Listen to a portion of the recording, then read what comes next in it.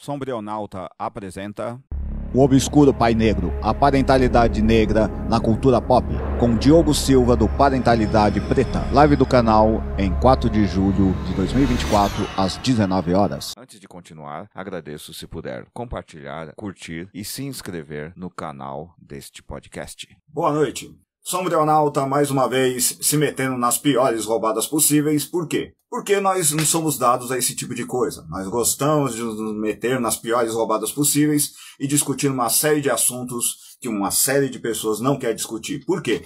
Porque alguém tem que discutir e é a gente mesmo que vai trabalhar. Bom, antes de mais nada, gostaria de agradecer a todos os ouvintes do Sombrionauta. Gostaria de agradecer a todas as pessoas que estão entrando e que nos conhecem. Antes de mais nada, vamos lá entrar a introdução ao nosso tema. Um dos grandes dramas da comunidade negra, e também periférica, é: quem afinal é o pai? Sim, por muito tempo nós tivemos um drama muito forte aqui, dentro das nossas comunidades, que era o quê? A necessidade do pai. O que é esse pai? Por muito tempo foi apresentado esse pai, notadamente o pai periférico e o pai negro, como um ausente. Há certa verdade nisso, por exemplo, isso é reconhecido por sistemas estatais, por exemplo, quando você vai atrás de uma casa própria, fica no nome da mãe. Isso não é sem motivo. Mas também há uma série de outros problemas que são mal contados. Vou dizer, por exemplo, a falta de estruturas econômicas para que os homens negros, por exemplo, conseguissem emprego. Isso está falado no Gessé Souza, em seu Elite do Atraso.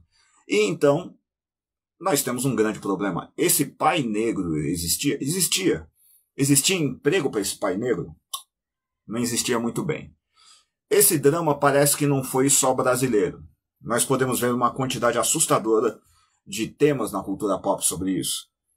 E, com o tempo, com algumas melhorias econômicas, com a luta dos negros de modo geral, essa situação começou a ficar um pouco diferente. Essa situação começou a demandar o quê? Que começaram a surgir homens negros que eram pais. Esses homens negros que eram pais começaram a fazer algumas perguntas. E a grande pergunta é: eu, que não tive um pai negro presente, consigo ser um pai? De onde eu tiro os meus modelos para ser pai? É muito difícil para todos nós. Como nós nos tornamos homens negros? Alguns diriam que ser homem e ser pai é a mesma coisa. Dificilmente não é, meus caros. É muito difícil ser pai.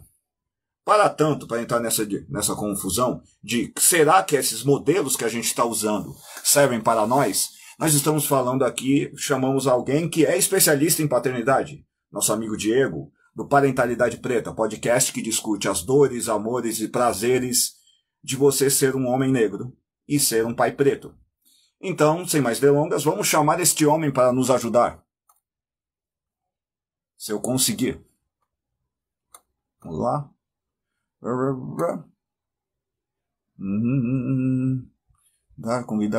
Convidar. Vamos lá. Essa é a parte que você apanha.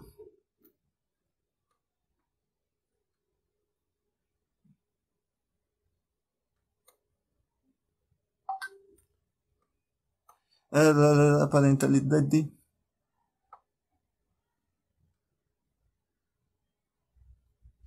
Opa, pera aí. Agora só falta ele entrar. E eis que a realidade se torna uma verdade. E aí, boa noite. Tudo bem? Seja bem-vindo ao Sombrionauta. Muito obrigado por ter aceitado o nosso convite. E, por favor, se apresente. Bom, boa noite aqui. Licença para chegar, né? Licença aos mais velhos, aos mais novos. É muito importante a gente sempre pedir licença para chegar nos outros espaços que nos comportam, né? Queria agradecer o convite. Eu acho muito importante, assim, a gente ter espaços onde falar, né? E, principalmente, a gente falar entre os nossos questões que são tão importantes para a gente. Bom, eu sou Diego, sou um homem negro, de pele não retinta, sou filho, sou pai, sou esposo, sou aspirante a muitas coisas, gosto de ler, estudar, Enfim, eu sou o que tem para hoje, para essa conversa pra gente, e aí a gente vai construindo o que eu sou durante essa troca nossa. Perfeito. Bom, ah, quem não conhece o Sombreonauta, ou quem conhece o Sombreonauta, basicamente discute um monte de problemas da cultura pop. E um dos nossos problemas que a gente está apresentando aqui é o pai preto. Por muito Sim. tempo, a cultura pop apresentou o pai preto de uma maneira ou horrível ou muito horrível. Mas também tiveram exceções. Seguindo os ritos das lives, a gente vai abordar 5 temas. Que a gente deu 5 nomes para lá de estranhos, e a partir desses 5 nomes a gente vai tentar fazer alguma coisa. Uhum. Nosso primeiro tema é simples.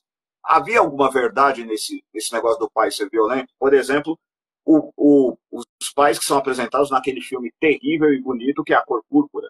Uhum. Bom, vamos Existia lá, né? mesmo a violento, será? Eu acho que Perguntando sobre aquilo. acho que é muita coisa para a gente já começar a raciocinar. Eu acho bom a gente entrar por esse viés, porque a gente já faz um ponto de inflexão a respeito dessa questão, né? Primeiro, é uma questão que eu costumo sempre levantar, e eu gosto muito de levantar, o que é a violência, quem foi que trouxe a violência e por que nós somos violentos, né, dentro dessa construção. Parte do princípio que se você mostra uma realidade, é porque ela existe. E quando a gente fala do pai preto, homem negro, homem africano e diáspora, enfim, todas essas conjunturas que foram traçadas para a gente nesse contexto diaspórico, existem algumas imagens, né, que têm que ser associadas para que elas criem estereótipos. E aí, para que algumas pessoas se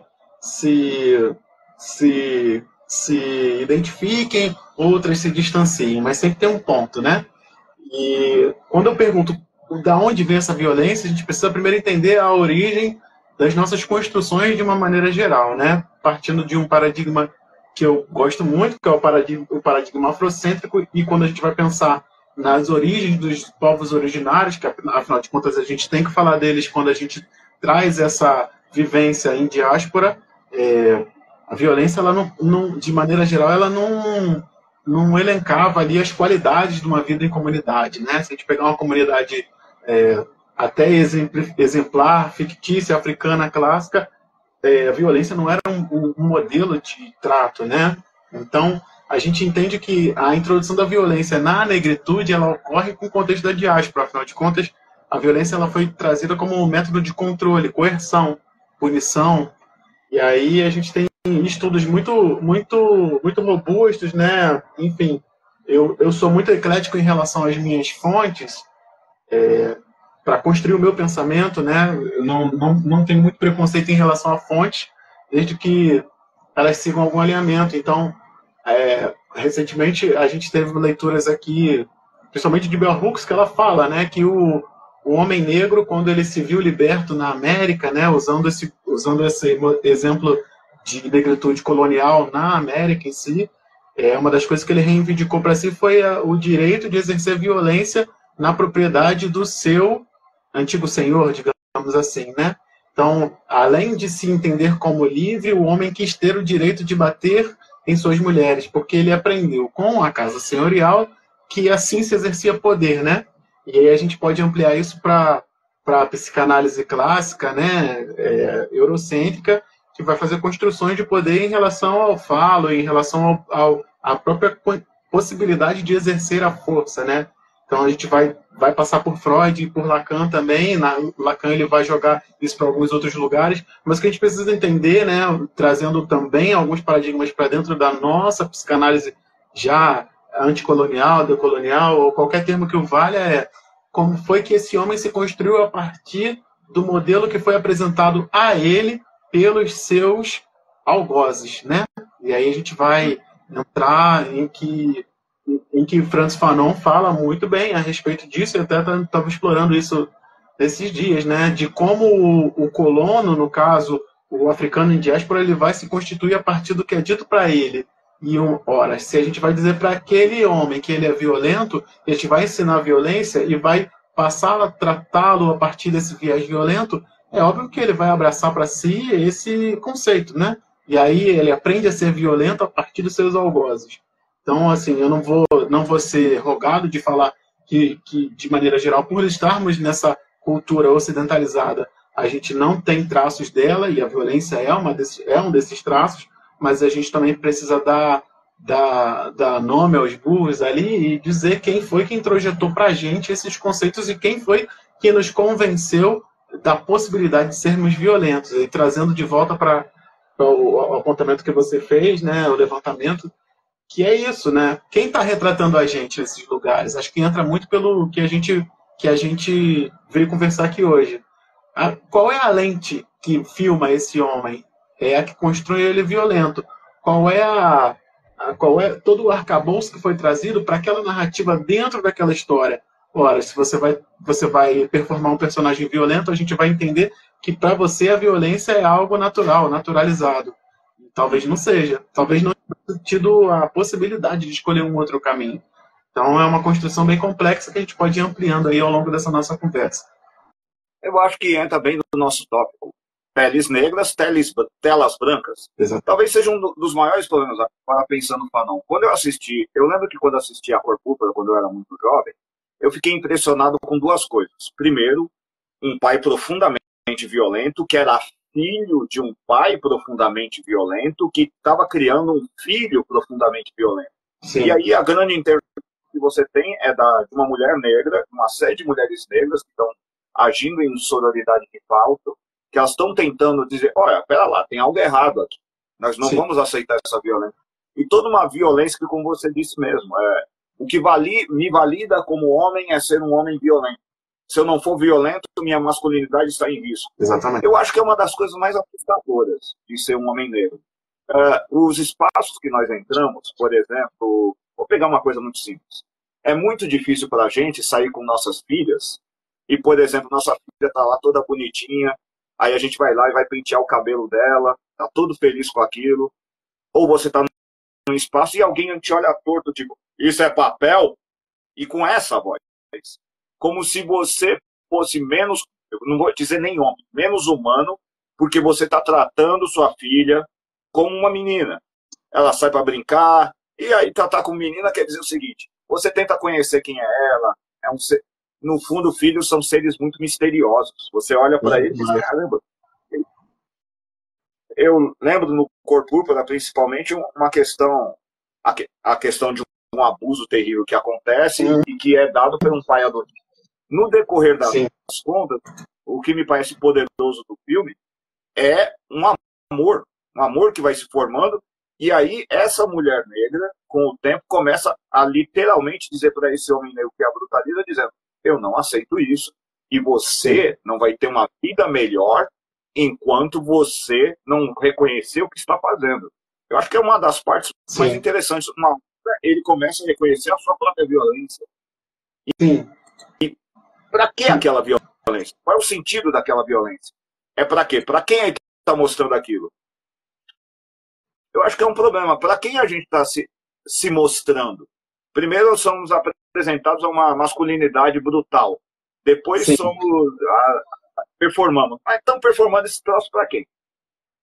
Para quê e para quem, né? Principalmente. É porque a gente precisa muito localizar essas questões também, porque talvez por ter se criado uma expectativa de validação da masculinidade enquanto violenta, né? Algumas pessoas esperem. Então, entra naquilo, eu vou entregar o que me espera para poder performar enquanto indivíduo nessa comunidade. Abraçar a violência para que eu seja validado, né? E aí eu não estou falando só de pares, não. E aí quando eu falo de pares é entre homens negros, né? Então, se você pensar numa proposta de masculinidade disruptiva, de um cara que não é violento, é sensível, em muitos contextos ele sequer vai ser validado enquanto homem. Então, quantos já tiveram que performar? E aí eu estou falando de violências que vão do micro ao macro, que seja no que hoje é o bullying, né? Se juntando para menosprezar o outro, seja se juntando para falar de uma outra menina. Então, e que validações a gente precisa? Eu acho que a questão da violência, ela é ela tem várias camadas, na real, para a gente poder atravessar ela de forma vertical. A gente tem que passar por essas camadas.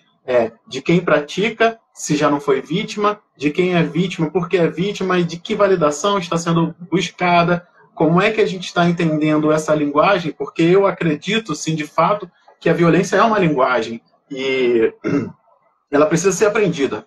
É uma linguagem que precisa ser aprendida, até para você saber, para a pessoa saber quando não usá-la, né? Mas a violência é uma linguagem, ela sempre foi. Afinal de contas, eu preciso estabelecer os limites. Daqui eu vou ser conservador, daqui eu vou ser reativo e daqui eu vou ser recíproco. E aí a gente vai. Não dá para você não conhecer essa linguagem, até porque vai ficar exposto. Eu acho que o grande problema que a gente ultrapassa, o problema que a gente perpassa dentro disso tudo é saber conversar, é saber performar essa linguagem, afinal de contas. Quando eu devo conter e quando eu devo revidar, né? E quando eu revidar, quem é que está ali para receber? Eu acho que são várias camadas que vão colocando a gente em lugares diferentes, né? De toda essa construção. Afinal de contas, aquele que revida vai ser visto só como agressor, também não vai ser visto como vítima, e ele está pronto para ser observado enquanto quem revida. Quando a gente fala de violência, e infelizmente eu não consigo tirar do contexto da negritude, a gente tem muitas questões envolvidas. Não dá para a gente simplesmente ser reativo, porque nem sempre vai ter essa compreensão de que estava reagindo. A violência ela está impregnada nas nossas narrativas, de forma que ela passe a compor a nossa imagem. Afinal de contas, é um homem violento, ou melhor, é um homem negro, ele já pode ser violento. Então, quando eu falo, e é algo que eu repito constantemente, que o corpo masculino negro ele é o receptáculo da violência colonial, é porque, de fato, isso vem em várias camadas. E aí, sim, trazendo para isso, vem desde ventre até a velhice. Você já tem violência obstétrica, que teoricamente é uma violência que acontece mais, teoricamente não, na prática, acontece mais com mulheres negras e que podem estar gerando homens negros dentro do seu ventre e estão sofrendo essa violência. Então, como a gente faz, né? Eu acho que um dos levantamentos que a gente precisa fazer sempre é como é que a gente tira a violência da nossa imagem para que a gente possa ser visto para além dela. Isso é muito importante para a gente desenvolver, inclusive. Eu acho que é uma das coisas mais fascinantes quando a gente vai discutindo dentro das produções. Eu sempre trabalhei com a seguinte ideia. Por exemplo, nós temos um pai que, por exemplo, uma coisa que desaparece aí, o pai trabalhador. Eu estava ouvindo o seu podcast e estava vendo muitos relatos de pais trabalhadores, que é muito interessante. E com uma preocupação que me parece muito justa. Ok, eu estou aqui ajudando a trazer a sobrevivência. Será que eu sou um bom companheiro? Eu acho que isso é um ponto que a gente deve debater. Sim. É possível ser um pai sem ser um bom companheiro? Não quer? E aí vai o problema. Eu, por exemplo, posso me separar. Eu e minha companheira podem chegar à conclusão, por N motivos não queremos ficar juntos. E ainda assim temos uma ligação por meio das nossas crianças. E é interessante, a maioria das nossas produções, quando vai falar de negros, ou as produções no geral, a gente pode debater, ela não fala do pai separado. Quem é esse pai separado? Você consegue ser um pai separado e um bom pai? Eu acho que sim. Os pais que eu conheci na vida, geralmente eram homens muito duros, mas ao mesmo tempo homens que estavam muito preocupados com aquilo e que pareciam transitar nisso. Curioso também. Meu pai, certa vez, falou uma coisa terrível, que o pai dele era um homem violento, mas era violento num nível hard. E ele falou que o que ajudou ele a entender o que ele tinha que fazer foi o cinema. Ele sempre falou isso, cinema é bom pra cabeça, tem que ver cinema. E eu acho que essa é uma questão. A gente fala do cinema, dessas produções, e a gente de vez em quando não fica olhando para elas, que elas estão tentando civilizar a gente, que elas estão tentando nos dizer coisas. Por exemplo, vamos ver coisas. A gente tinha falado, por exemplo, um tema simples, o pai ancestral. A gente fala muito da africanidade. Como é esse pai africano? Eu acho que quem deu uma demonstração disso foram dois filmes. Ou basicamente o grande filme de super-heróis negros que surgiu, que é a Pantera Negra. Só que mostra um pai que está escondendo coisas. O pai em Pantera Negra é um pai que está escondendo coisas de alguma coisa da família. Eu acho que isso é preocupante. Você se torna pai. Por exemplo, você veio, no caso, estamos aqui em São Paulo, você veio de Norte e Nordeste. À medida em que eu fui ficando mais velho, meu pai começou a me contar coisas, como se ele estivesse aguardando. E quanto mais velho ele ficava, eu sempre acompanho meu pai ao médico, e é uma das coisas mais divertidas do mundo, porque meu pai me faz rir pra dedéu. E é curioso, é como se ele estivesse aguardando o momento certo de falar: seu avô fez determinadas coisas. Nossa família é terrível, mas eu fugi daquilo. Então é uma coisa interessante quando tem esse negócio, quando você, homem, pai, confronta o seu pai. Como é isso para nós? Quando o homem negro confronta o seu pai negro, seja bom ou seja mal, quando ele confronta esse pai. Eu acho que a gente não pode fugir de uma realidade que ela faz parte da nossa construção, tanto enquanto população, tanto enquanto indivíduos, coletivo e pessoal, né? Que é a paternidade para o homem negro, né? Eu costumo dizer também, ao longo dessa caminhada, a gente vem tentando condensar alguns pensamentos em frases, e para mim tem uma frase que eu cheguei enfim, consegui criar essa frase, né? Consegui condensar esse pensamento que diz que a paternidade é o maior atravessamento que o homem negro vai sofrer em toda a sua existência. Não tem como fugir, né? A gente talvez não tenha ferramentas suficientes para lidar com toda a grandeza, e eu digo de forma boa e ruim, da paternidade, principalmente dentro dessa construção familiar que está posta para a gente, dentro dessa família nuclear, pai, mãe, filhos, enfim. E a gente tem muito pouco tempo, enquanto população negra, de famílias completamente estruturadas para falar sobre essa experiência que é a paternidade. Infelizmente, ainda são casos raros, né? O seu, que tem contato com o pai, porque a gente sabe de N atravessamentos, principalmente das fugas, né? E eu acho que a gente precisa ser justo. É muito difícil lidar com toda a vida e ainda ter condições emocionais para imprimir um contato direto com todas as suas agruras que vêm junto da paternidade, né? Você estava falando aí, filhos, eles são realmente uma coisa muito punk, muito hard. E, de fato, eu consigo olhar e eu consigo pensar que é um espelho difuso, onde a gente tenta encontrar alguma coisa e não vê. Você quer se encontrar ali, não se encontra, porque tem uma outra pessoa e você quer encontrar coisas suas, você quer encontrar coisas dos outros, e você não admite, às vezes, que é uma terceira pessoa, é outra pessoa, e você fica ali tentando enxergar uma coisa sua, enxergar, mas é isso, é aquilo, e isso frustra, e isso leva a vários caminhos. E aí entra para esse lado, que eu acho que a gente precisa olhar com um pouco de condescendência e de carinho. Quais homens tiveram ferramentas para entender toda essa construção subjetiva que é paternar de uma maneira que se tenha contato. A gente não está falando daquela paternidade que vai acontecendo, do homem consciente que está ali e está cuidando da família. A gente está falando de pessoas que precisaram romper padrões e matar coisas em si para conseguir matar os leões nossos de cada dia.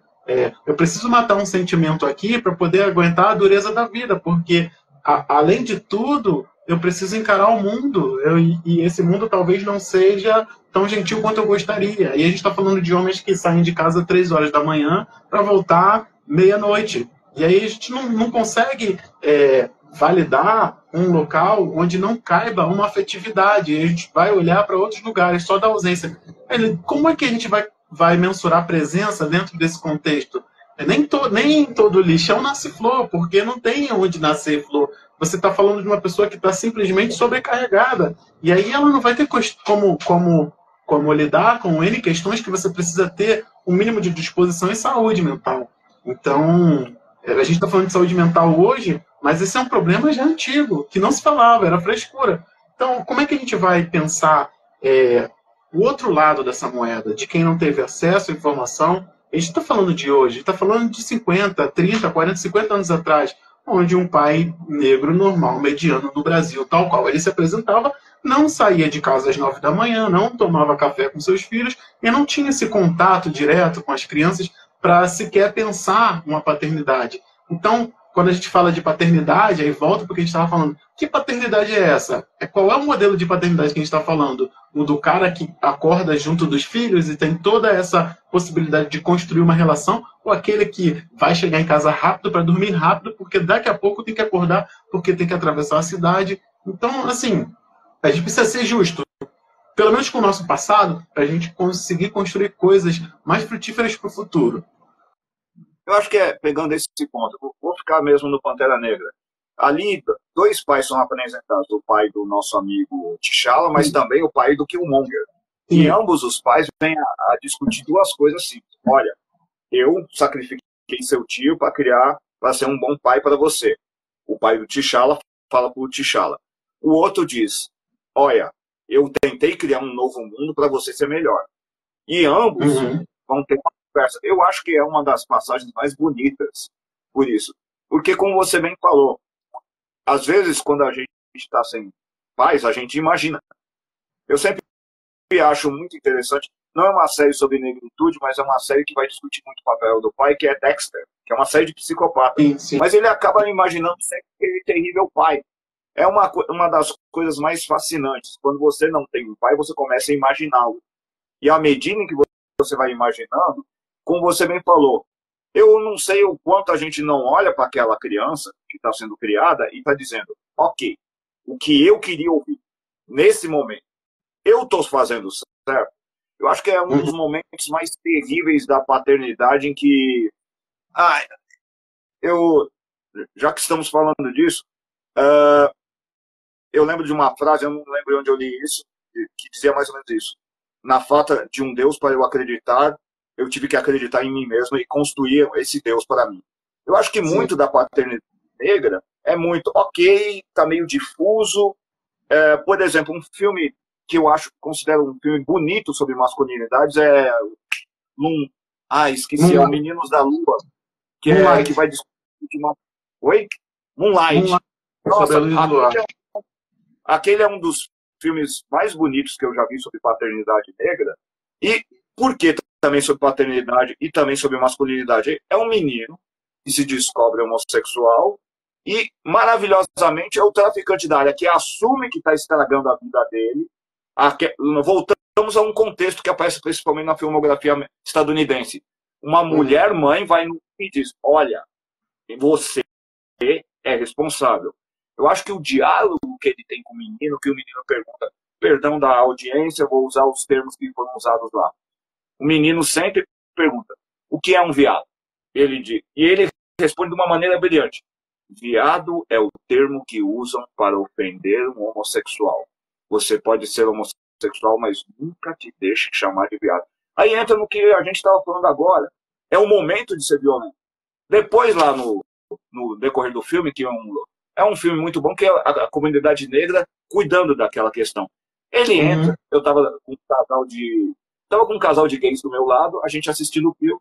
Aí ele entra na sala de aula, o cara que tinha espancado ele, que também é um homem, ele entra e dá uma cadeirada no cara. Foi horrível, porque eu e o casal gay gritamos, é isso! E aí veio aquele negócio, seria, mas irmão, é uma das coisas, eu acho que é uma coisa bem a lá Malcolm X, é muito simples. A autodefesa. Peraí, tem limite. Eu não posso deixar você se aproveitar de mim, porque eu vou transferir isso para a próxima geração. É a máxima de o patrão grita comigo, eu grito com a minha esposa grita com meu filho vai lá e chuta o gato. Sim. Eu acho que esse é um grande problema. Qual o limite da violência? A gente está num tópico simples, que é o pai África. Eu acho que é um dos nossos problemas. A gente imagina a sociedade africana. Eu estava vendo algumas produções africanas. Rapaz, é um pai com uma porrada de esposas, é uma confusão. Estava assistindo algumas séries da Netflix sobre isso, e são interessantes, porque a masculinidade preta não é exatamente a masculinidade africana. A masculinidade preta geralmente é monogâmica. Talvez um dos nossos grandes sonhos é encontrar uma moça para ficar com a gente ficar lá com ela. Eu não sei, eu acho que o Gangsta Rap meio mentiu pra nós, aquele negócio, vamos ficar com um monte de moças. Na verdade, se a gente ficar com uma moça que faça um cafuné ou a gente possa acordar de manhã, ela tá brava pra Dedéu e a gente fazer o café da manhã e ela sorrir, a gente já fica feliz pra Dedéu. E aí é isso. Acho que infantilizam muito o homem. Exatamente. Você vê a violência, ele é infantilizado. Esse local, né? O grande problema que a gente tem com produções, quaisquer que sejam, é o que a gente estava falando agora. Quem é que está de fato sendo fidedigno a uma representação de um homem para que mostre uma visão que talvez seja disruptiva, né? E é o que eu quero dizer com isso. Será que a gente vai vender tanto se a gente não botar um personagem caricato? Será que vai ter essa identificação? Será que a gente não vai quebrar? A gente deveria estar quebrando paradigmas dentro disso aqui? Não, calma aí, vamos ver o que é rentável. Afinal de contas, é investimento para produção e retorno. E aí a gente precisa pensar, né? Até trazendo o que você falou. Eu não sei até onde algumas produções elas se comprometem a ser fidedignas, até com o modo de vida, né? A gente tem diversas configurações de diversos locais.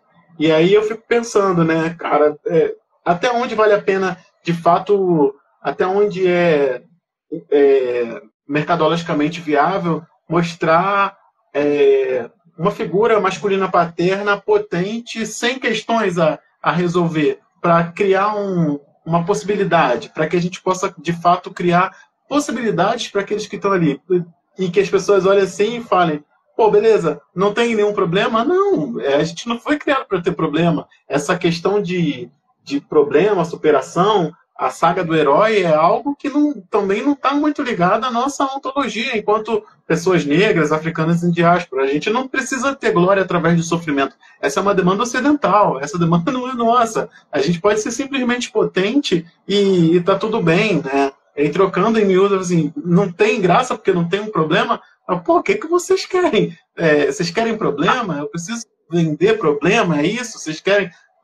até o próprio Pantera Negra mesmo eu problematizo de algumas formas, né? Com todo o respeito às pessoas que gostam. É um filme muito importante, mas ele é extremamente problematizável, né? A gente até conversou um pouco sobre isso em algumas outras trocas aqui no Universo Parentalidade Preta, que o cara que tem o discurso que de fato é a favor da comunidade, ele é tomado como vilão. Então, ele vai lá para questionar algo que é ilegítimo. Pô, se as nossas regras são essas, eu vou questionar, beleza. Mas não, ele transformou em vilão. Então, veja quais as demandas. E aí eu vou problematizar o Pantera Negra 1 e o 2 também. Porque é isso. No 1, a gente bota os negros para lutarem entre si por conta de uma demanda que é de Wakanda. E aí você foca toda a narrativa, em vez de mostrar toda a pujança e toda a possibilidade que aqueles dois caras unidos poderiam, inclusive, botar todos os inimigos abaixo, não, foca no conflito dos dois. Pô, estamos semeando o quê? E eu vou fazer um link, eu vou voltar a fazer um link com Gangsta Rap. E aí a gente volta pro Pantera Negra 2, que a gente bota, inclusive, dois grupos, não vou usar essa palavra, porque ela não é de fato minoritários, né? Durante a visão americanizada, né? Eurocêntrica, dois grupos minoritários. A gente pega lá o pessoal de Wakanda e o pessoal lá do agora eu não vou lembrar do personagem, que é lá da América Central. Isso. O Namor. Namor, isso. E aí a gente bota os dois para brigar, enquanto os europeus ficam assim, briga aí, vai lá. Ah, tá. E tipo, só no final a gente... Então, assim, são representações que, se a gente for parar para pensar, com um olhar um pouco mais crítico, atendem a demandas e agendas eurocêntricas. Vamos botar os oprimidos para lutarem entre si, enquanto a gente finge que não tem nada a ver. Enquanto a gente está de olho no Vibranium, enquanto a gente... Então, assim, por que eu acho importante a gente remontar esse contexto? Porque, se eu não estiver enganado, em nenhum momento a gente pode contemplar um personagem em todas as suas complexidades e ainda assim trazer a potência deles, né? Como é que a gente vai entrar nessa lógica maniqueísta de que é um herói ou um vilão? Cara, nem a ontologia africana ela trabalha como herói e vilão. A gente olha para os orixás, eles têm luz e sombras. A gente é feito de luz e sombras. Então, por que a gente tem que entrar no vilão? As pessoas cometem erros e se redimem. Os próprios orixás, eles são guiados muitas vezes por sentimentos de ira e isso os constitui de maneira genuína. Mas a gente tem que seguir uma cartilha eurocêntrica, inclusive judaico-cristã, dessa da redenção pelo sacrifício, dessa do sofrimento validando uma conquista. E aí, o que a gente está ensinando? Bom, vamos tirar as imagens que a gente tira. Negros lutando entre si, pais que são ausentes, homens que morreram dentro da narrativa, quando a gente traz o Pantera Negra 2. Pô, já vamos cultuar um homem morto a partir daqui.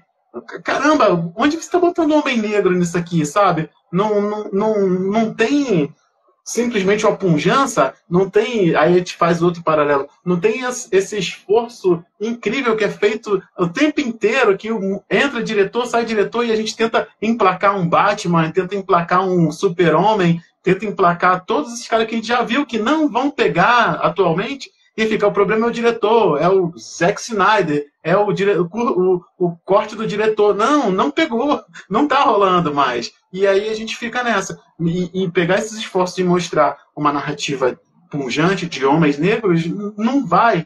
E aí a gente volta pro Gangsta Rap, que é isso, né? É um modelo, um estilo que foi criado para colocar homens negros nesse lugar de que gangsta, perigoso, bandido, enfim, viril pela quantidade de parceiras. Pô, quem será que criou isso, de fato?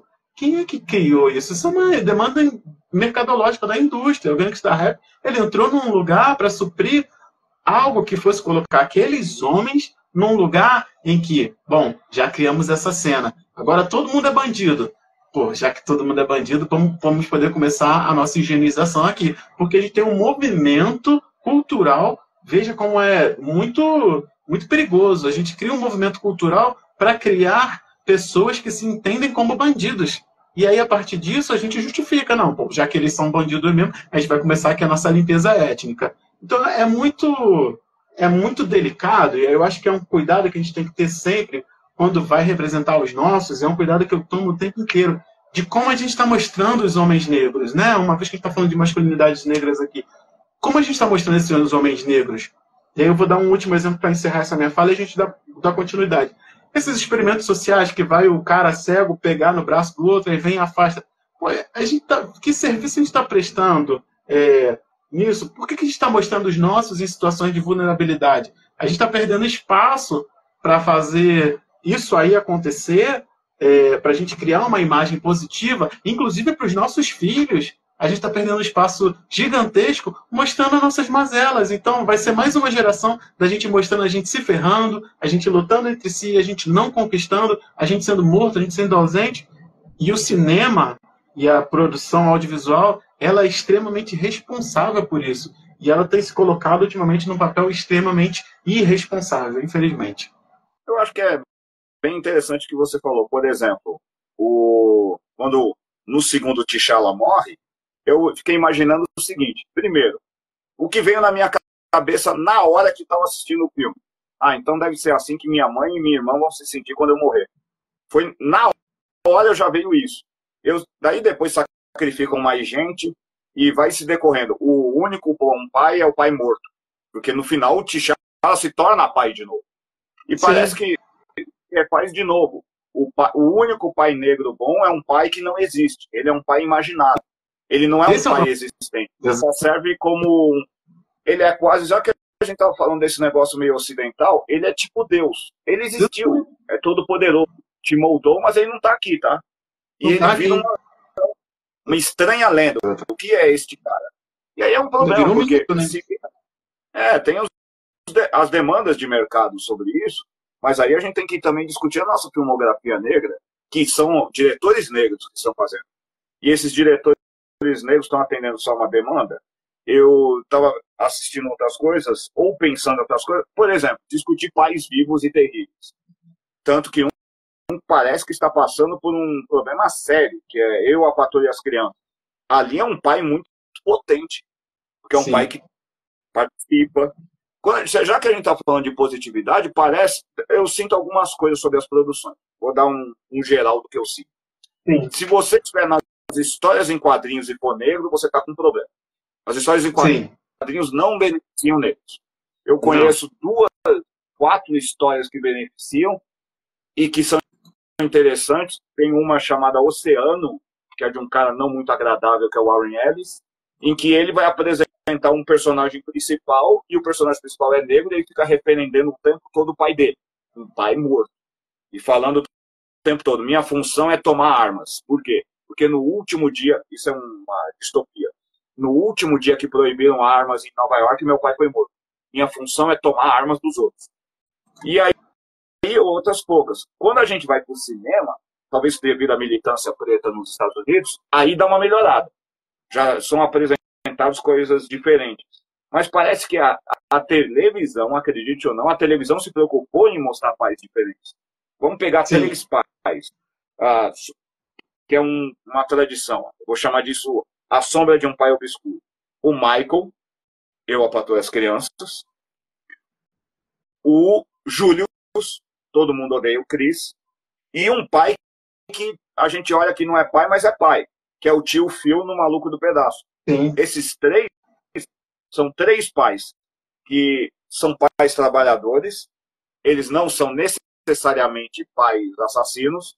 O tio Phil é advogado, o Michael é dono de uma empresa de caminhões, e o Júlio tem 2 empregos. Eu acho fascinante isso. Como o Júlio, vou pegar do Júlio para frente, que me parece mais bonito dos 3. Como o Júlio, apesar de trabalhar para a Dedéu, eles têm todos aqueles problemas, o Júlio parece confiar no Chris extremamente. Em nenhum dos episódios a gente vê o Júlio ser violento, a não ser naquele clássico episódio que o rapaz ameaça o Chris e ele diz, olha, eu estarei em todos os lugares. Para mim é um pai dizendo, olha, se você tomar meu filho, a coisa vai ficar muito feia para você, meu irmão. Sim. O que você acha disso? Na TV parece que apresentaram esses pais melhores. Sim, eu acho extremamente válido, inclusive porque eles quebram com essa expectativa, né?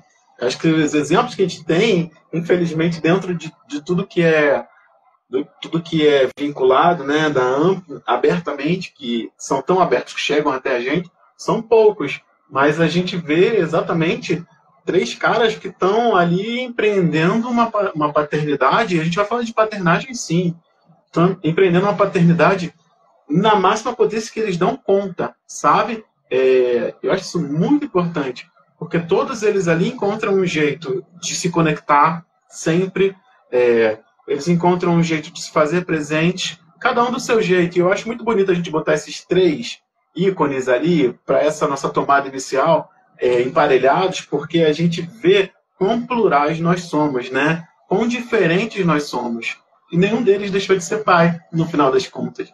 Nenhum deles saiu desse papel. E eles quebram tanto a expectativa da presença, da dedicação, da audição, que eles são memoráveis até hoje. São séries que já não passam mais na TV aberta, são séries que já não são dessa geração e vão continuar aí perdurando, né, dentro disso tudo. Não porque teve uma publicidade boa, não porque isso tudo, mas as pessoas se identificam. Então, uma vez que elas se identificam, fica muito bom para a gente usá-los como exemplos. E eu acho que a gente não tem o que falar. Acho que se a gente vier a problematizar coisa deles, a gente vai ter que problematizar o mundo inteiro. E a gente não está falando de qualidades e defeitos, cara, cada um ali é de um jeito, e a gente se identifica com os 3 em diversas etapas do nosso dia a dia, né? Então, eu acho que sim, são exemplos muito bons para a gente olhar de maneira geral e tirar os exemplos. Eu adoro como o Michael resolve conflitos, por exemplo, sempre de maneira contundente, mas sempre também pensando o que é lúdico, o que é engraçado. É óbvio que aquilo ali é armado, mas ele sempre resolve de uma maneira que a gente fala assim, caramba, eu faria isso, eu faria. Então, assim, exemplos, né? A gente não pode correr disso, não tem como. Se a gente negar isso, a gente também vai ficar andando no escuro, não tem jeito.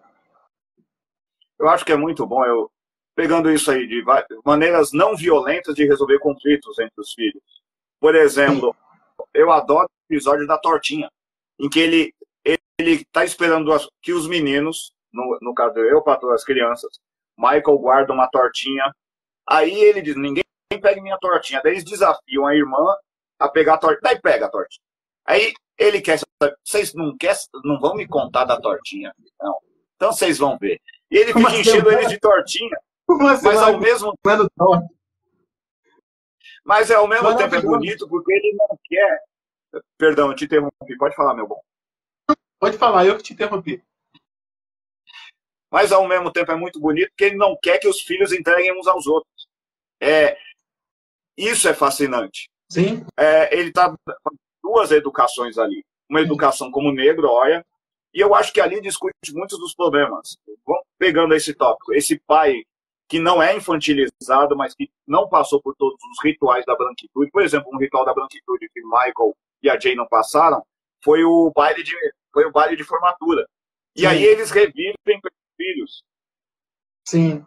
E é um dos melhores episódios porque a Jay tá lá, caraca, eu consegui ser a rainha do pai. Tá? E a filha dela, olha, ela percebeu, você estragou meu baile, mas eu entendo que você precisava disso. Sim. Isso é um outro ponto. Eu acho que é fantástico. Talvez seja um dos próprios da maternidade e da paternidade dos negros. Dos filhos conseguirem compreender. Olha, eu entendi. Aconteceu isso.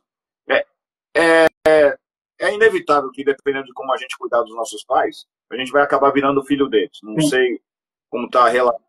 Geralmente eu fico dando bronca do meu pai, que meu pai fica se pendurando na árvore para pegar maracujá. Eu fico dizendo, pai, isso daí. Eu não sei vocês, eu fico de olho no meu pai, que meu pai fica se pendurando no lugar. Eu fico, pai, desce daí, pai. Eu não vou cair. E ele já caiu 300.000 vezes. Aí eu fico dizendo, pai, não faz isso. Aí ele fica tendo uma birra de filho. Pai, vem cá, não faz isso. E ao mesmo tempo que ele está à luz. Rapaz, eu sinto muito isso nessas produções. Se os pais estão educando os filhos, como eles não educam de maneira violenta, eles aceitam ser educados pelos filhos. Sim, essa é grande... Pode falar. Não, eu até passei aqui porque eu acho que esse é o grande lance, né? Quando você de fato imprime uma paternidade de maneira consciente, né? De que vai acontecer. A gente pode pensar ali nas fases da criança, né? Então é o bebê que você planejou ou não, então tem aquela descoberta, e aí nasce, e aí depois de um tempo você começa a ter devolutivas, né?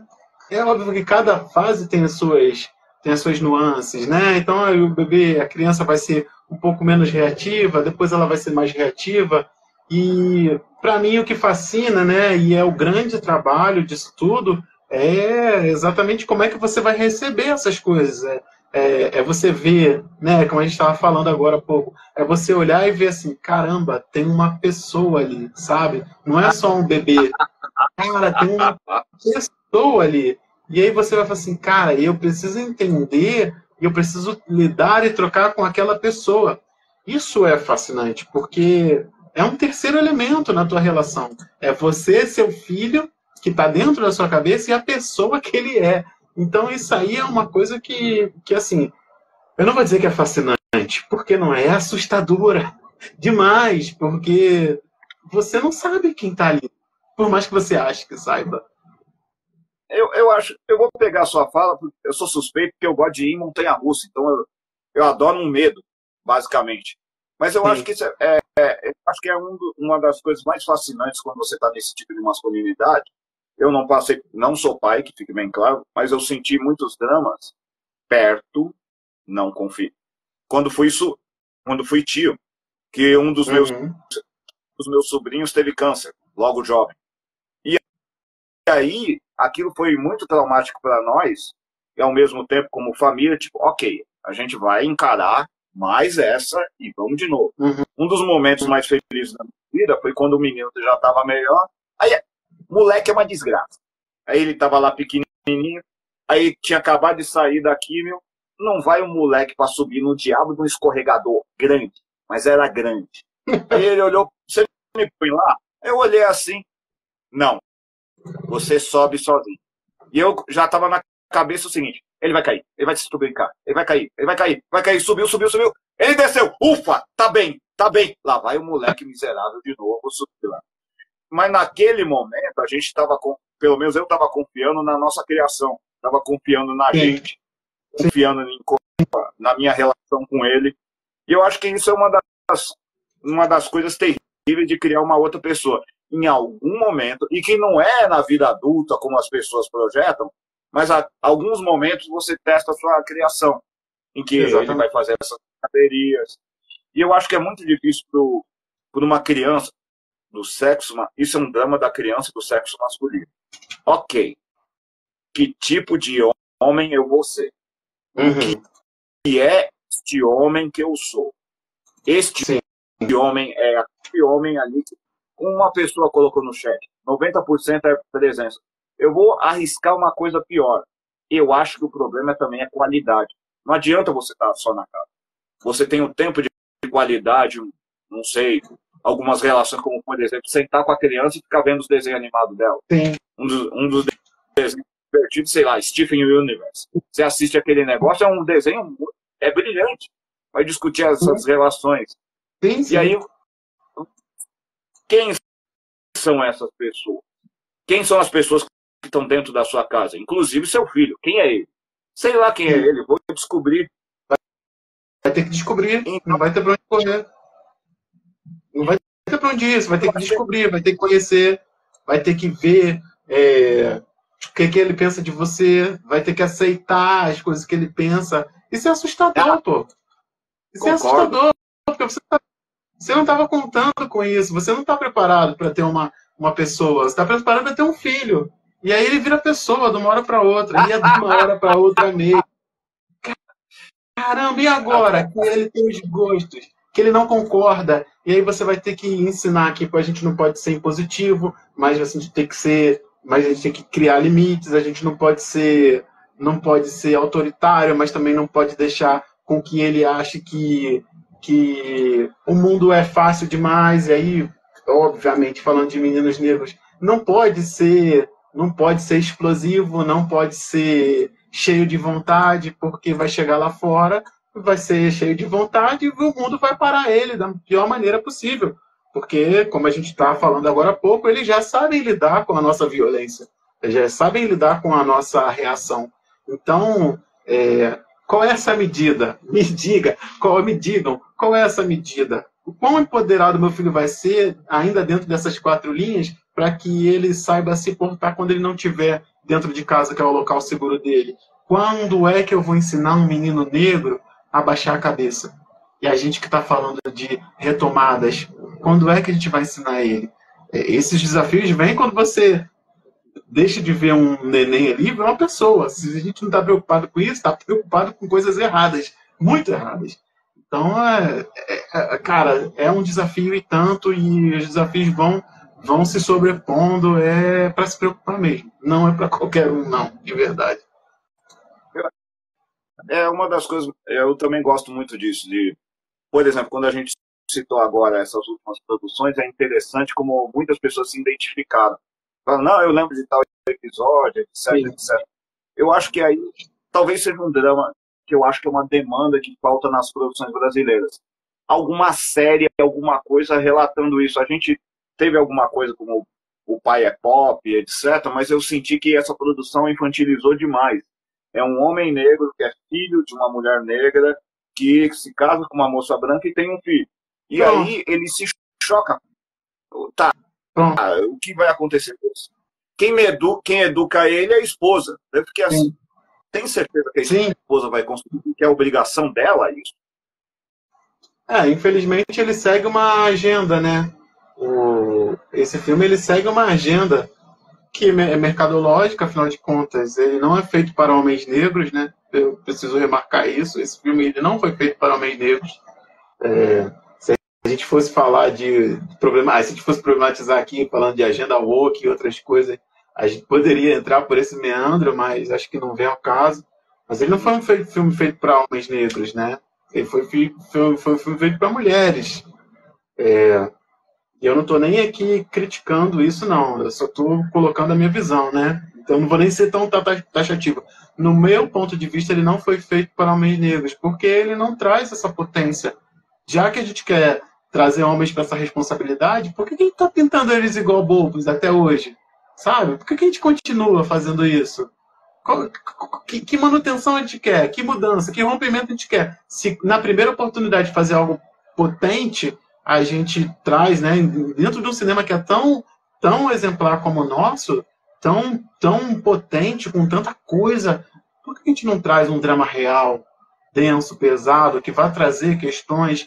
Mas não, tem que infantilizar, e aí entra para mim essa pior problemática da infantilização do homem negro, que leva para algum outro lugar, ainda é uma visão colonial gigantesca. Eu nem vou entrar aqui para a gente poder explorar isso, tem outra situação, mas isso leva a gente para o homem negro, palhaço, bobo, incauto, inculto. Então, assim, não tem, sabe? Não tem. Eu me forço muito para a gente conseguir trazer essas discussões para um nível de fato justo. E eu tô aplicando toda a minha produção em cima disso. A gente ter conversas reais, com pessoas reais, com paradigmas factíveis, né? Eu costumo sempre falar, a gente precisa criar um modelo de paternidade brasileiro, atual, que está preocupado com questões, com esse bombardeio que vem de direita e esquerda, e numa onda progressista que está cooptando pautas, uma onda conservadora mundial que está ganhando força, e a gente está no meio disso tudo, vendo nossos meninos crescendo, e a gente não sabe o que fazer quando eles forem para a rua. A gente não está falando sobre isso. A gente está falando para o cara que foi feito bobo, é bobo, teve um filho e ficou bobo. Porra, não dá, não tem como. Isso é uma das coisas interessantes.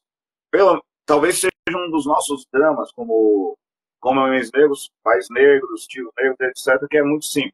Tá, fizemos a nossa melhor criação, certo? Caducou, talvez tenha caducado muito rápido. Eu vou lançar uma máxima aqui complicada e a gente debate ela. Sim. Eu não sei se periferia sabe criar homens negros. Eu não tenho certeza. Por que eu não tenho essa certeza? Porque à medida em que foi criado esses meninos, como é apresentado em algumas produções, eu não sei se chegar na conclusão. Baixa a cabeça o máximo que você puder para você ficar vivo. O máximo que você puder. Aí esse menino vai enfrentar o mundo. Ou ele se torna um babaca, que ele quer superar todo mundo, ou ele se torna extremamente servil. E ele começa a receber bombardeio de dois locais. Um das suas próprias companheiras, que vão falar, oi, corra atrás. E aí você fica, como eu me apresento? Sim. Como eu me apresento sem ser agressivo? Essa, para vez, a minha... Eu não sou contra... Vou, de novo, lançar um problema. Eu não sou contra a violência. Eu sou contra a violência desnecessária. E em que momento violência, você é como você está sendo pai, você está sendo o adulto, pegando de novo Pantera Negra. Vi uma repórter falar uma das coisas mais bonitas que eu já vi. Estava falando da irmã do Pantera Negra e ela falava isso. Eu não sei o nome da repórter e me peço mil perdões se alguém lembrar depois da fala, por favor me ajude. Ela diz: toda criança deveria ter o direito de ser criada perto de um homem bom e honesto. Sim. E eu acho que isso é uma das coisas mais terríveis. Às vezes você não é criado perto de um homem bom e honesto.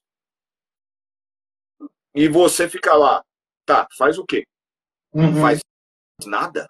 E você fica caçando esse homem bom e honesto que vai te criar.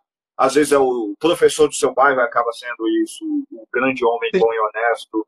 Às vezes, como aparece em alguma, como Moonlight, que vai aparecer o traficante aparecendo sendo um homem bom e honesto. Sim.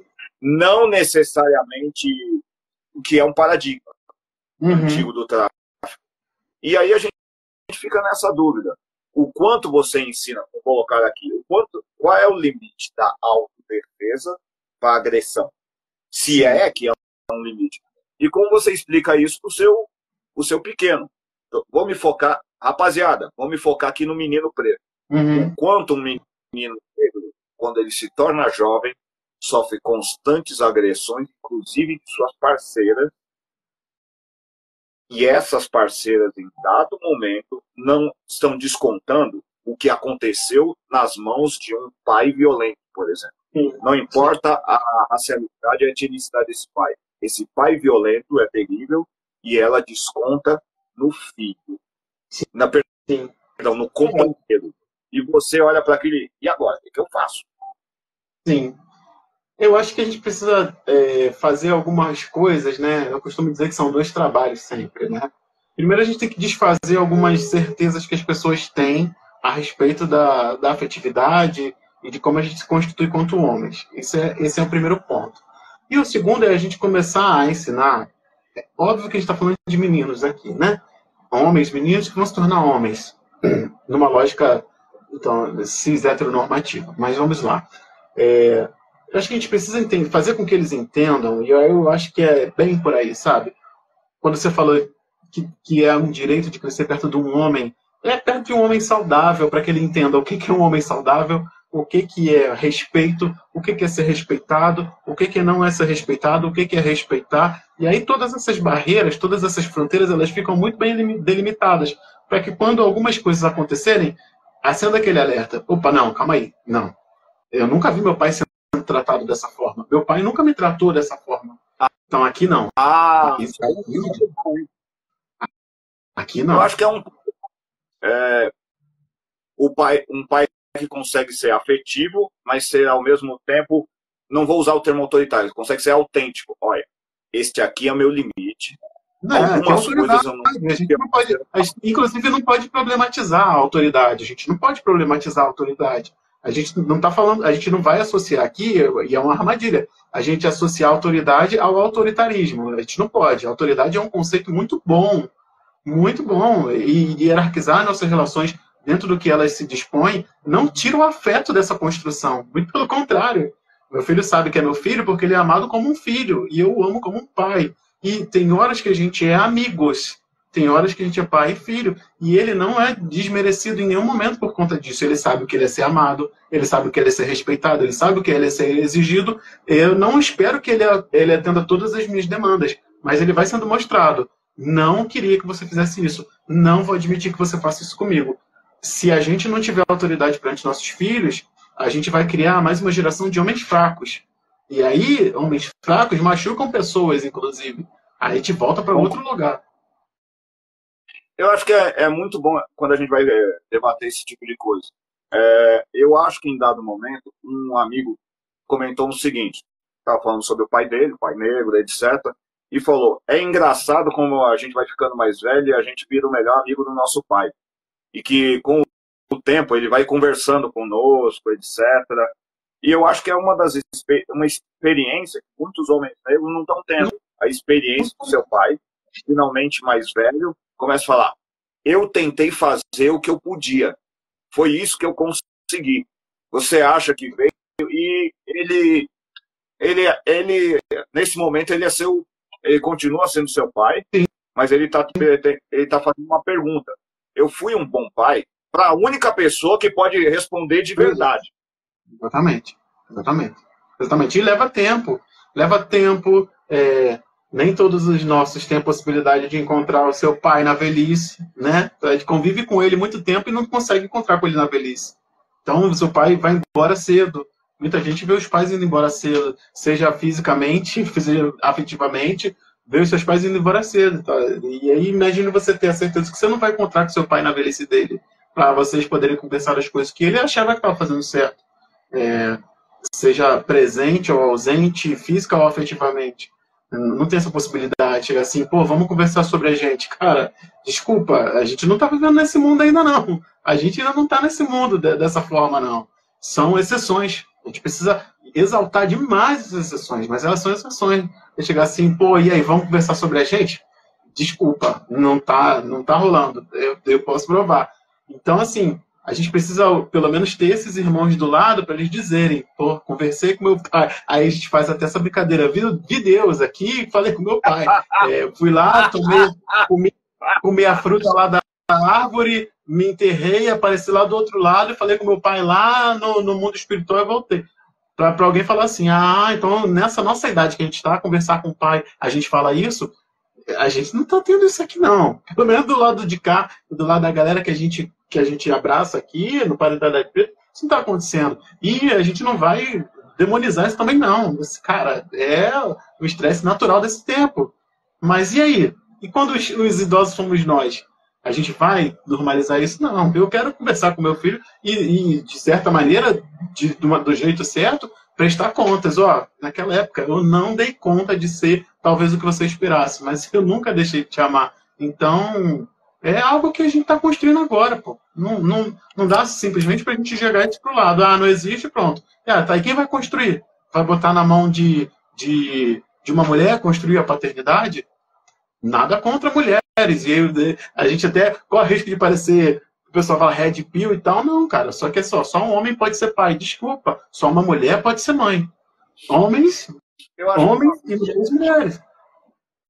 Eu acho que é uma coisa bem interessante que você falou. Eu acho que é estranho para nós. É muito estranho para nós ter contato com um homem negro idoso. E sempre foi muito complicado. Lembro que na faculdade eu tive contato com um professor muito querido meu, que eu sempre falo, o professor Wilson, e foi horrível. Por quê? Porque eu identifiquei nele meu avô. Foi horrível, porque ele já era idoso, ele sempre era muito poderoso, muito potente, e ao mesmo tempo ele era divertido, mas ele conseguia ser duro. E aí eu ficava dizendo, rapaz, como é que você consegue ser tudo isso? Recentemente eu fiquei sabendo que ele ficou adoentado, foi horrível. Eu mandei e-mail e companhia limitada, perguntando, o senhor precisa de uma visita, o senhor está bem? Ele disse, não, está tudo bem. E aí é um negócio, um dos problemas diretos de um pai, morrer. Eu acho que é um problema básico. O pai negro, seja de saúde, seja de trabalhar, seja de ser morto mesmo, em situações policiais, ele fica sempre com essa sombra sobre ele. Ok, será que eu vou conseguir viver o suficiente para ser avô? Eu vou chegar lá e vou conhecer meu netinho ou minha netinha? E eu acho que isso é um drama nosso, drama de homem negro, um drama de ficar, por exemplo, desempregado como homem negro. Historicamente, os homens negros dificilmente conseguem emprego. É novo esse negócio de um homem negro que tem emprego razoavelmente e dura mais de 10 a 15 anos. Ou, por exemplo, que ele consiga se aposentar. Dos retratos mais tristes que eu já vi na minha vida foi eu não lembro se foi no SP Invisível, em que mostram um senhor negro, cabelo branquinho, branquinho, branquinho, de 82 anos, falando o que eu mereci para estar na rua aos 82. Na hora já me veio, cadê os filhos dele? Ele não teve filhos? O que aconteceu? E aí eu fico me perguntando a quantidade dessas pessoas que estão lá. Aí me veio uma pergunta mais desagradável. Ok, será que ele foi um bom pai? Será que ele conseguiu? Ele está ali por quê? O que está acontecendo? Acho que é um drama nos perdoem todas as mulheres que estão vendo, mas isso é um drama nosso, que às vezes a gente não tem com quem conversar. Esse medo terrível de você morrer em alguma situação. Eu vi uma pesquisa nos Estados Unidos, não sei se vale para o Brasil, que nós morremos muito do coração. Que é um drama do homem negro ficar guardando toda a dor dele. Não, vamos aguentar, vai. E um belo dia o coração dele literalmente explode no peito. E ele morre. Eu, a patroa e as crianças. Não é no Eu, a patroa. Todo mundo odeia o Chris. É o que acontece com o Júlio. Que a gente discute, mas no fundo o Júlio morreu de tanto trabalhar. Sim. E azar do Júlio. Eu acho que o episódio final é uma das coisas mais bonitas que eu já vi. Que eles estão aguardando o Júlio chegar. E você enfrenta uma coisa terrível, um medo que para mim é um medo que todo pai enfrenta. Ok, quanto tempo exatamente eu tenho para criar essa criança? E a resposta imediata é o tempo da minha vida. Daí vem a segunda pergunta. E o que é esse tempo de vida? Quanto é exatamente?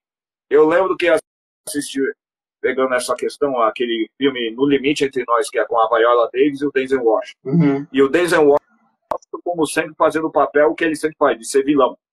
Ele fez toda a carreira dele sendo o pior vilão. Todos os vilões que os negros já puderam ser, o Denzel Washington foi. E aí ele faz o papel de um pai que uma hora ele dá uma bronca num filho, dizendo que o filho pergunta, por que você você sabe por que eu te criei, moleque? E ele fala, e o menino fala, porque me ama? Não, que eu sou seu pai e é minha responsabilidade. Ali eu fiquei pensando, ele está tentando dizer que ele ama o filho? O que ele está tentando fazer? Ele só tem aqueles instrumentos intelectuais para dizer, olha, eu só posso te conceder trabalho para você sobreviver, meu filho. Eu não tenho mais nada para te conceder. Eu acho que, e agora, voltando ao que eu estava ouvindo no seu podcast, toda aquela rapaziada, aliás, tinha um rapaz muito divertido lá, o pai da Izzy. Eu morri de, desculpe, se ele estiver nessa live, perdão, mas eu achei você muito divertido lá. Meu Deus, eu não durmo. O tio dele fazer uma blitz com ele, desculpe de novo, irmão, eu morri de rir com aquilo, dizendo, é coisa de tio. Eu acho que é isso. Um momento em que você volta ao começo da nossa live, um momento em que você é o pai negro, poderoso, potente, forte de vida para o seu filho. Rapaz, eu estava tão preocupado com você. Onde você estava, menino? E ele pode estar vulnerável. Não, é isso. E a gente vai repetir essa pergunta, acho que pro resto da vida. Onde é que você estava? Antes e depois. Depois. Onde é que você estava? Eu acho que é isso. Não tem mais, sem querer trazer uma romantização para a paternidade, acho que não tem mais como você se conceber sem seu filho. Eu acho que é algo que vai acabar com você, assim, de uma maneira positiva. Porque essa é a pergunta que a gente vira e mexe faz. Onde é que você estava, né? O que era eu antes de ter você, né? Por que eu demorei tanto para encontrar algumas coisas em mim? Porque precisa de outra pessoa, né? Precisa de um filho, precisa de um amigo, precisa enxergar desse espelho difuso ali e tentar ver alguma coisa. Então, esse Onde é que você estava, ele fala muita coisa, né? Que não é só dentro da gente, na real. Eu acho muito importante a gente remarcar.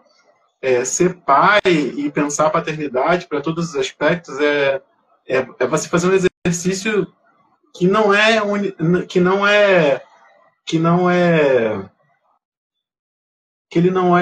agora a palavra me fugiu. Ele não é um exercício de uma pessoa só, né? Não é um exercício individual. Pronto, exercício individual. A paternidade, ela não é um exercício individual. Você precisa de alguém para ser pai. Você pode não querer ser filho, mas se você for pai, você vai precisar de alguém. Até para negar, se for o caso. E eu acho que é muito importante, é uma oportunidade que a gente tem muito grande, abrir espaço para falar disso. Eu acho importante a gente ter espaços para falar disso, porque a gente cria possibilidades para aqueles que não consideram, inclusive, a paternidade. Ora, com quem a gente vai estar falando daqui a alguns 20, 30, 50 anos, que não sejam pares nossos, né? Então, a gente não pode perder a oportunidade. Pode até parecer incentivador a natalidade, a gente não pode perder a oportunidade de ser pai, porque a gente vai precisar passar isso adiante. Porque se a gente não for pai, se a gente não gerar meninos negros, a gente vai acabar, cara. É basicamente isso, a gente vai acabar. A gente vai acabar. E não dá pra gente gerar meninos negros com almas brancas, não dá pra gente gerar meninos negros com máscaras brancas, é pra gerar meninos negros sabendo que homens negros são tão complexos e difusos quanto qualquer outros seres, e a gente não tem que atender a demanda da perfeição, porque tentar ser perfeito vai fazer com que a gente se mate as nossas relações, e a gente perde a oportunidade de se humanizar, de construir esse legado que a gente precisa manter, pô. É muito importante isso. Agora que você falou, é muito curioso. Eu estava numa palestra sobre masculinidades negras e a gente estava debatendo sobre a questão da violência, e eu lembro que comentei o seguinte: olha, cara, a primeira vez que eu fui abraçar um homem foi no boxe, que a gente se boxeava, depois abraçava. Eu falei, mas e aí? Posteriormente, já que a palavra é paz, só quando eu saí de casa que meu pai foi lá e me deu um abraço. Disse, agora tá indo embora meu menino, o que eu vou fazer? Me lembrou uma produção brasileira que eu acho que não infantiliza os pais, mas que ela, no fundo, discute de paternidade, mas isso também é meio difuso, como você bem disse, que é a biografia do Gonzaga, e ele se relacionando com Gonzaguinha. Sim. Que pega Total. Uma das coisas básicas de... Eu sou filho de nortista, então é o filho de notícia e não diz que você é filho dele. Diz, é meu menino. E essa coisa. E aí ele o tempo todo conversando com o pai dele sobre a questão da música. E uma das partes que eu achei mais bonitas é o Gonzaga escondido, depois de brigar com o filho, senta e coloca um disco da música do filho. E fica lá bravo, no canto, com o filho, escutando as músicas dele e aquela relação. E eu acho que é uma das grandes cobranças. Quem não viu o filme acabou de se dar mal, porque eu vou dar o final. É a vida. Que chega o Gonzaguinha pro pai dele, tira um anel, é isso que você queria, e é o anel de doutor. Daí o Gonzaga diz, anel de doutor, meu sonho, e diz, olha, você continua sendo meu pai, é um pai difícil, mas é meu pai. E tem a turnê dos dois. Eu acho que se a gente estava discutindo de alguma coisa que representasse isso, é um pai que trabalha o tempo todo, é um pai que não consegue criar o filho, que quando tem fortuna, um dos filhos já está muito grande, e ele está tentando, e o filho que ao mesmo tempo o nega, quanto mais o nega, mais se torna ele. Se torna músico também, briga quando fala mal. Seu pai é isso. Tá, seu pai toca mal. Como assim meu pai toca mal? Meu pai não toca mal. E eu acho que é um grande filme sobre pais. Por exemplo, quando ele vai falar do Januário, o pai dele que tocava os sete baixos, que é uma clássica música que ele vai falar com o pai dele e a admiração que ele tem com o pai dele. É uma coisa engraçada. Eu desconfio que o pai nortista acaba sendo um dos nossos grandes modelos de pai. Sim, tá na construção básica do nosso colorário, né, digamos assim. Tá ali, né? A gente tá, porque a gente não pode olhar com lentes atuais para essas paternidades, para esses homens. A gente não tem como ficar olhando com lentes atuais. É isso, cara. Assim, ser pai é muito além. Tem gente que não dá conta, tem gente que dá conta do jeito que dá. Então, a gente vai falar assim, eu queria que meu pai fosse um monte de coisa. Pô, mas olha a tua cabeça hoje, olha a cabeça do teu pai quando ele faltou. Se você puder conviver, não vou nem dizer perdoar até, porque a gente é bom de guardar mágoa, né? A gente guarda mágoa, mas não guarda dinheiro. Mas conviver com isso, cara. Era aquele teu pai, como eu falei, era o que tinha pra hoje. Ele foi aquilo. Se não deu pra investir nessa relação, pô, cara, você seja melhor, seja bom pro seu filho, entenda o que você sentir falta e vamos lá, vamos construir, porque, enfim, a vida ela precisa continuar. Tem gente olhando a gente, esperando da gente, contando com a gente. Então, não vai dar tempo, infelizmente, né? A gente não está nessa geração de estar sentindo tanto quanto a gente gostaria. A gente melhorou muito nisso, mas infelizmente a gente ainda tem que quebrar alguns paradigmas, botar algumas coisas para frente, ensinar esses meninos que a gente pode ser diferente, que pode vencer na vida de várias maneiras, que o sucesso pessoal e financeiro eles são possíveis para essa geração. E a gente tem coisas para fazer, não dá para ficar mais uma geração aí, meu pai, cara, não rolou, tenta na próxima e vamos aqui porque teu filho tá te olhando. E aí? O que você vai fazer? Então, não quero parecer pragmático demais, mas a gente não tem tempo. A gente não tem esse capital, então a gente não tem tempo, pô. É bem falado isso. Eu acho que é uma das coisas mais pesadas de uma geração conversar com a outra. Por que você não foi assim? Porque não deu. A melhor resposta que eu tenho é porque não deu. E por que não deu? Rapaz, agora você senta aí, eu vou apresentar algumas planilhas, alguns livros e 52 horas de documentário para você conseguir entender por que não deu. Porque não deu, E aí você trabalha isso. Bom, já estamos em 1h14 de live. Querido, suas considerações finais, por favor. Queria agradecer o espaço, a consideração de me trazer aqui. Para mim é muito gratificante ser requisitado para falar, principalmente falar entre os nossos, onde a gente precisa se explicar tão pouco, acessar as nossas questões de maneira direta. Eu acho muito importante que nós, enquanto homens, continuemos nos mostrando, fazendo o que quer que seja, continuemos falando de nós, para que as pessoas, os homens e os meninos vejam que nós estamos aqui fazendo coisas, né? Eu ainda estou num período que para mim não é uma questão falar dos nossos atravessamentos, mas eu espero que daqui a algumas décadas a gente possa sentar para falar de outras coisas brandas. Mas só que alguém vai ter que construir esse local, que sejamos nós. Que sejamos nós a falar de nós, das nossas mazelas, e que abramos espaços, né? Eu quero vir aqui falar de outras coisas, quero falar de outros gostos, mas hoje a gente precisa estar falando disso. É importante. É importante que as pessoas saibam que nós estamos muito ocupados tentando trazer uma geração de volta para a negritude. E essa geração não é a que está na faculdade agora, não. É a que está aqui dentro de casa, que vai se acessar e vai acessar os filhos dos nossos. Então, eu não estou preocupado com quem está na faculdade, estou preocupado com os meus filhos. E a missão do Parentalidade Preta é essa, que a gente possa ter um lugar para se conversar, para se enxergar e para criar uma perspectiva nova para o futuro, que a gente possa se sentir bem e daqui a algumas décadas a gente tomar uma cerveja falando de coisas bestas. A gente não tem esse tempo hoje, infelizmente. Obrigado. Bom, qualquer dia a parentalidade negra deveria se dedicar a criar um filme. Porque seus diálogos de vocês são ótimos. Os diálogos do são ótimos. E eu acho que é uma das coisas, talvez, eu dando as minhas considerações, eu acho muito preocupante como nós, como homens negros, às vezes temos muita dificuldade de achar dentro da mídia alguma coisa que nos represente. Sim. Nos represente, por exemplo, de assistir. Eu assisti de um seriado brasileiro, alguma coisa que converse comigo. Falasse, oi, você não serve. Oi, você é bom, serve. E como é necessário da gente criar, de novo, esse debate, como as nossas mídias estão falando, quais os nossos quadrinhos que a gente está lendo, sei lá.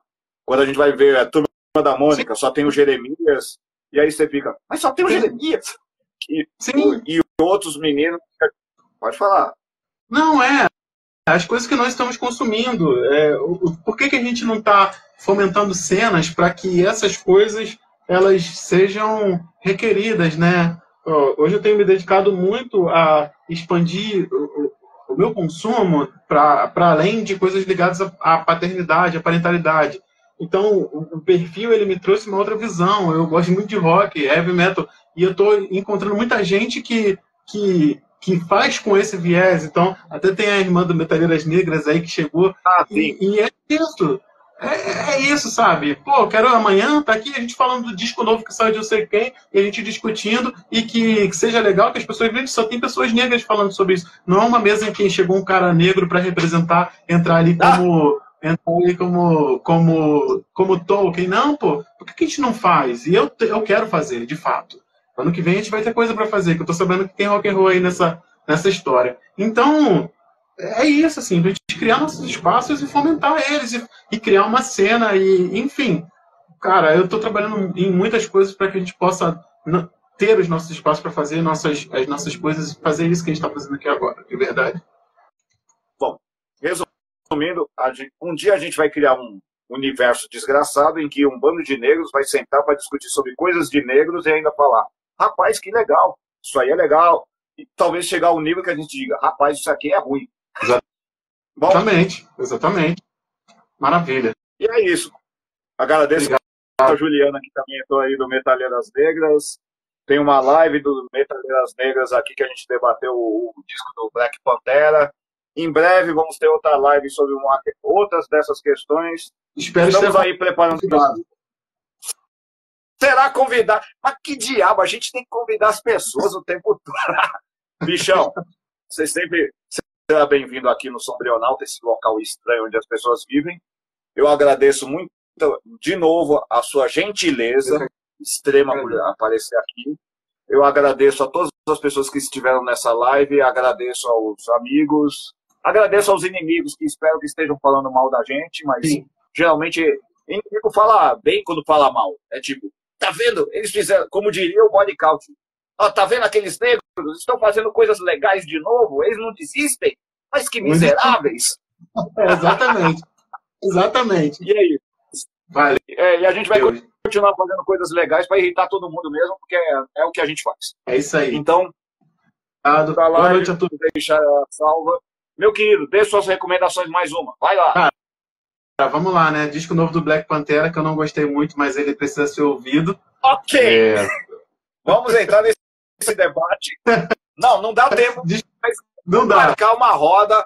Vou marcar uma roda e a gente vai entrar nesse debate. Sim, mas eu amo o Black Pantera, só não gostei do disco, mas eu recomendo tudo deles. Black Pumas, falando só de rock and roll, né? Nossa, Black Pumas. Living Color em breve por aqui. Sim.